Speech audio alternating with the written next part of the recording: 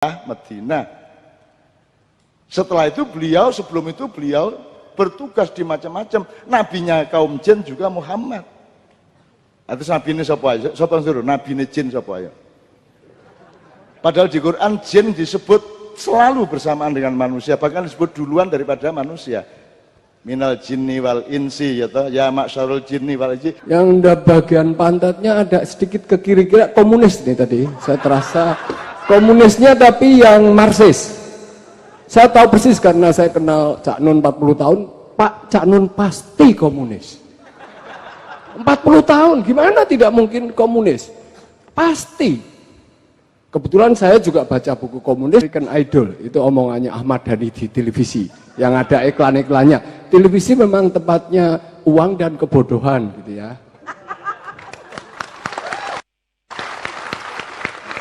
Indonesia ditentukan 4 orang. Ini pitch control. Allahumma sholli ala sayyidina Muhammad. Oke, teman-teman sekalian, kita akan segera memasuki tema kita pada malam hari ini. Sudah ditentukan oleh Pak Suko, Pak Rektor, dan semua pembimbing kita di sini. Tapi kita jangan meninggalkan sesuatu tanpa mendapat ilmunya. Jadi supaya ada transisi, aku takon sih, saya akan minta Mas Tanto untuk menjelaskan 2 hal menurut dia semau dia. Aku takon, iki mang kategori ini musik apa rek? Iki mang, nomor iki mang loh. Nek ono aliran-aliran itu kira musik aliran apa? Musik angel. Musik angel. Wis ngene, campuran. Campuran antaranya apa? Bertus. Apa meneh? Oyo, ya toh? Oplosan berarti maksudnya oplosan. Oke. Tradisional apa modern? Oke. Barat apa timur? Campur. Keras apa lembut? Campur, semua campur. Jadi dalam hidup ini kira kon kari milih satu di antara 2. Kiai Kanjeng iki ndak punya aliran karena dia adalah tempat semua aliran. Semua aliran mengalir di Kiai Kanjeng. Jadi aja didoleki aliran apa Kiai Kanjeng lho, Kiai Kanjeng nggone hari ini. Gitu mboten? Ngerti maksudnya? Jadi ada fungsi ruang, ada fungsi perabot. Ngono rek. Hampir semua sekolahan itu mendidik anaknya, mahasiswanya untuk menjadi perabot. Situ tadi meja, situ tadi kursi, situ tadi pulpen, gitu. Pokoknya dia membutuhkan ruang. Tidak ada universitas atau pendidikan yang mendidik orang untuk menjadi ruang. Lho nek fungsi ruang gak ono akhirnya ya desek-desekan, sikut-sikutan, jegal-jegalan. Maka harus ada yang menjadi ruang lho. Tadi Kiai Kanjeng iki gak ono alirane. Iki diarani terbangan ya iya, diarani musik kontemporer ya iya, dia harus gak karu-karuan wis. Karena dia ruangnya dan dia tidak memiliki pamrih untuk disebut koniku meja ta kursi. Gitu betul. Lho kira aku iki balene hari ini aku iki. Ngono lho, kayak iki apa rek? Iki sekoteng ta, jawet ta, janggelan ta. Loh, aku iki gelas hari ini. Ngono ya. Maka kamu jangan bertanya, Muhammad itu hidup dulu atau sekarang apa besok? Pertanyaannya salah itu Bang, kayak SMS kemarin. Kemarin, hari ini dan besok itu terletak di dalam Muhammad. Karena Muhammad itu ada sejak awal Allah menciptakan itu Muhammad sampai endingnya nanti juga Muhammad. Jadi seluruh ruang dan waktu, seluruh mekanisme metabolisme berada di dalam Muhammad. Maka Muhammad tinggal pilih sama Allah, dia tinggal mat saiki kon ngene saiki ngono dadi iki dadi sak karepe. Yang kita kenal adalah Muhammad yang bertugas 63 tahun sebagai panca indera dan jasad di Mekah, Madinah. Setelah itu beliau, sebelum itu beliau bertugas di macam-macam. Nabinya kaum jin juga Muhammad. Atau nabi ini siapa aja? Siapa yang suruh? Nabi ini jin siapa aja? Padahal di Quran jin disebut selalu bersamaan dengan manusia, bahkan disebut duluan daripada manusia. minal jinni wal insi ya toh, ya maksyarul jinni wal insi. Jin dhisik kait kon, mulane kon iku aja terlalu benci jin, aja elek-elek karo jin, kono tak culno wis gudon arek iku, ngono kok aku. Karena jin lebih dulu memahami Al-Qur'an daripada manusia. Karena jin bisa nyuri-nyuri sedikit Lauhil Mahfuz, yang Quran sudah ada jauh sebelum diwahyukan kepada Muhammad. Ya tak kare. Bingung kan, kadoan ilmune cak ancane, cak tambah gendeng kon. Timbangane urusanmu utak-utek iku tok ae ngono lho. Ya, iki tak bukakno titik ngono iku cak kon lho. Kamu harus tahu ruang, harus tahu perabot, harus tahu kamu tidak hanya berada dalam ruang dan waktu. Ruang dan waktu bisa menjadi bagian dari dirimu. Mulane mak yani iso 8 jam gak pegel. Kenapa? Karena waktu engkau taklukkan dengan jiwamu. Bener enggak? Waktu bilang kepada jiwamu, nggih kula ngandut sampai jam pinten mawon, sampean mboten krasa kesel, ngono to? Malah tambah sehat. Masih menesuk kuliah tetap kuliah arek. Ngono lho. Ngono lho. Meneh kuliah ta gak? Nek bolos sampean daftar gak kula, sampean daftar. Engko di pares ndek Bang Wetan. Itu sekedar ya Rek ya. Jadi Mas Tanto ini dia sarjana musik, dia ahli macam-macam, tapi dia tidak pernah menjadi apa-apa.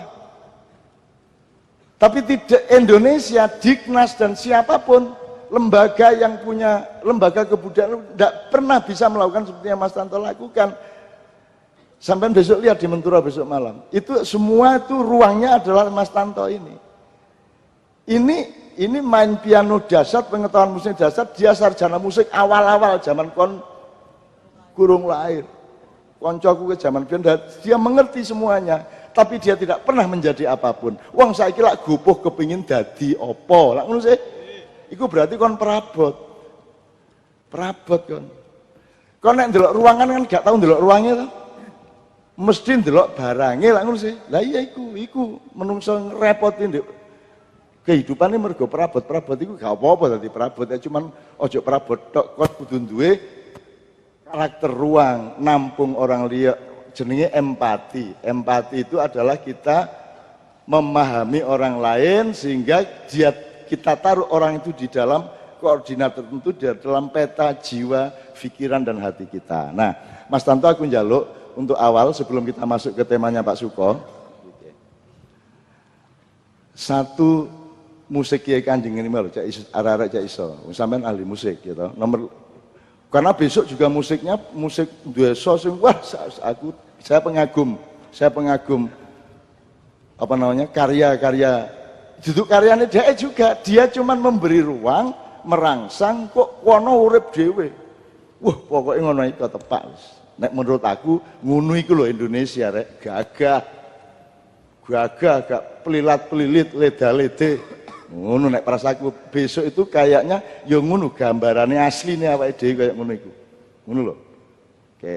Nomor loro soal sekolah-sekolah kayak mau piye to? Menurut kowe. Kowe dhewe sarjana to? Ya to? Siji musik mungkin. Yang nomor 1 musiknya ini supaya komunikatif dengan publiknya yang pakai pejis dan dari Jawa Timur. Ini musik mengandung pernik-pernik Wahabi. Di bagian punggungnya, yang bagian tatu itu ada Sunninya. Yang di bagian pantatnya ada sedikit ke kiri, kira komunis nih tadi. Saya terasa komunisnya tapi yang Marxis. Saya tahu persis karena saya kenal Cak Nun 40 tahun. Pak Cak Nun pasti komunis. 40 tahun, gimana tidak mungkin komunis? Pasti. Kebetulan saya juga baca buku komunis, pasti dia membaca buku komunis, tidak mungkin. Pasti dia juga Satari, Nasabandiyah, Ahmadiyah. Musiknya semacam ini. Kalau para musisi itu saling berkelahi antara jazz, antara Deep Purple, rock, pop, itu kan American Idol, itu omongannya Ahmad Dhani di televisi yang ada iklan-iklannya. Televisi memang tempatnya uang dan kebodohan gitu ya.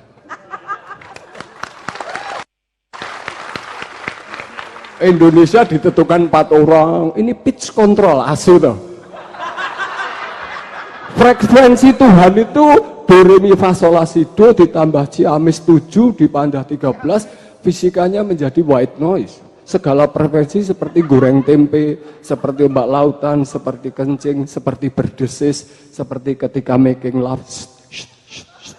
Itu segala tonasi. Indonesia hanya ikut 7 nada 12 akhirnya. Itu betapa miskinnya. Bagaimana Banyuwangi? Bagaimana Madura? Bagaimana Tuban?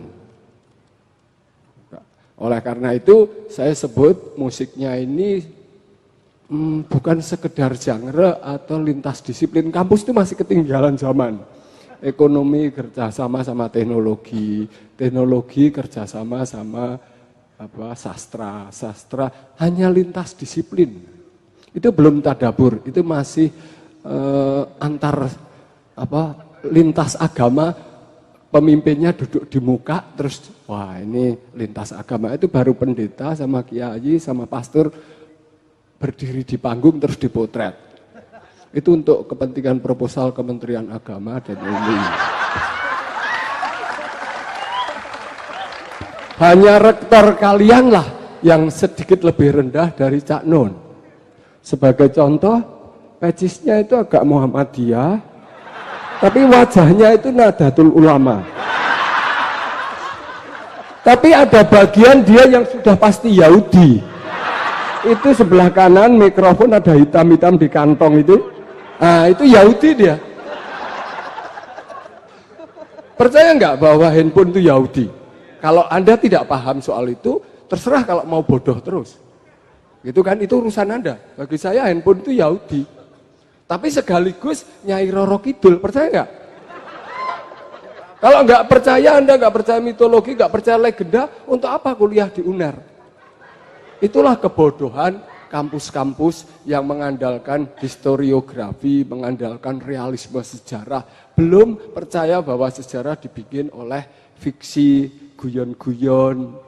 Revolusi Merdeka itu mungkin orang kayak Cak Nun itu jambak wong pitu kerangkas dengklok terus nggawe bendera murid itu merdeka. Tapi guru-guru sejarah tentu tidak ngajarkan gitu. Ngajarkan pakai keringat, bambu runcing, diciprati banyu terus berdarah itu. Padahal ya udah melayu kabeh tentara-tentara golek wedokan, metegi barang itu. Tapi yang diceritakan adalah berdarah-darah, tidak larinya. Sampai sekarang itu tentara, entah Banser, entah Satgas, barang kita tugas FPI barang sambil Allahu Akbar ya sambil melayu barang, ngumpet barang gitu loh. Makanya sekarang itu yang berani-berani itu hanya di kota, hanya di Jalan Tamrin, hanya di Malioboro, hanya di Jalan Slamet Riyadi. Coba bongok-bongok nang desa, ngeri karena di sana masih banyak kerbau, sapi digeruduk kerbau. Misalnya kalian muni hidup Wahabi, hidup Sunni nang desa, ngeri. Pitik-pitik ora ngerti Wahabi karo Sunni. Kebo metu saka kandang nabraki melayu kabeh. Allahu Akbar, baru di situ Allahu Akbar, artinya Allahu Akbar sesungguhnya ada di desa. Karena takut sama kerbau, takut sama ular gitu. Kalau di kota nggak takut karena jalannya sudah macet gitu. Sudah macet, polisinya ora iso nulungi, polisinya ora iso mlaku kok. Jadi sama-sama takutnya. Sebenarnya kasus di Jakarta, kasus agama di Jakarta itu wong kepepet karo wong kepepet, wong dosa diwedeni karo wong dosa gitu loh. Itu isinya itu. Jadi jangan dipisah-pisah genrenya.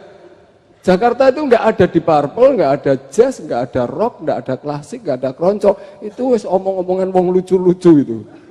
Itu keluaran dari Institut Seni Indonesia atau Wilwatikta, jurusan pengkajian.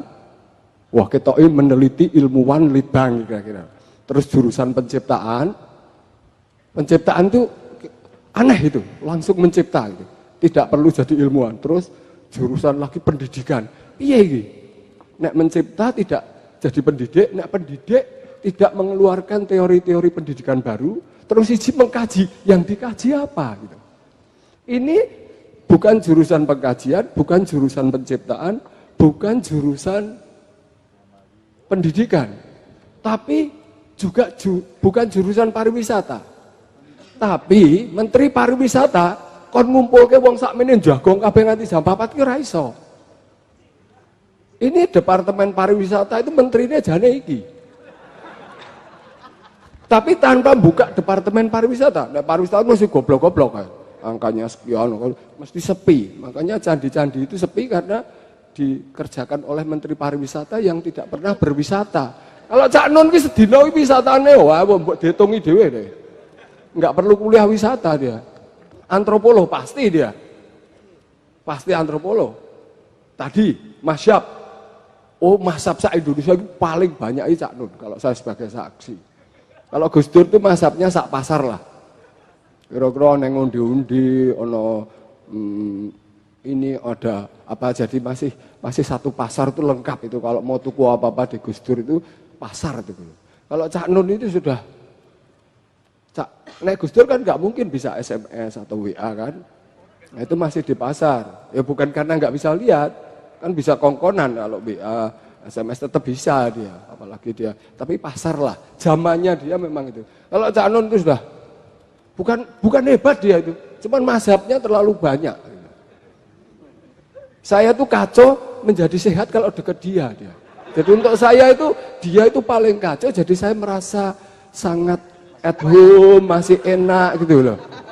Kalau di tempat lain saya menderita gitu, seperti terasing, mau ngomong kebangsaan nggak bisa.